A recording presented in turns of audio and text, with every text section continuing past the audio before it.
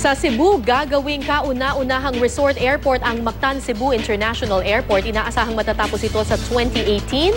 May news to go si Steve Dailisan. Mula sa 4 na milyon, inaasahang aabot sa 12 milyon ang passenger capacity ng resort-themed airport na itatayo. Hugis bangka raw ito na tatak Cebu. Mas maraming check-in counters, boarding gates, x-ray scanner at mga makakainan. Ika nga nila, world class, babalik-balikan. Inikutin ng Pangulo ang ilan sa mga pasilidad ng kasalukuyang terminal.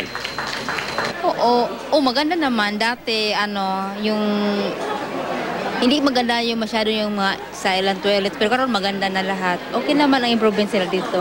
Pabalik-balik ko kami sa Manila to Cebu. Wala pa naman kami nakikitang improvement.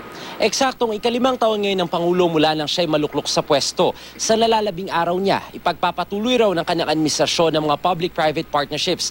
Gaya na lamang ng itatayong Passenger Terminal 2 dito sa Mactan Cebu International Airport na inaasahang matatapos sa taong 2018. Ininspeksyon din ng Pangulo ang itinatayong bagong Puerto Princesa Airport sa Palawan. Ang lumang airport ito-turn over daw sa Philippine Air Force na sinasabing makadaragdag sa air defense capacity ng bansa. Mula rito sa Cebu, Steve Dailisan, GMA News.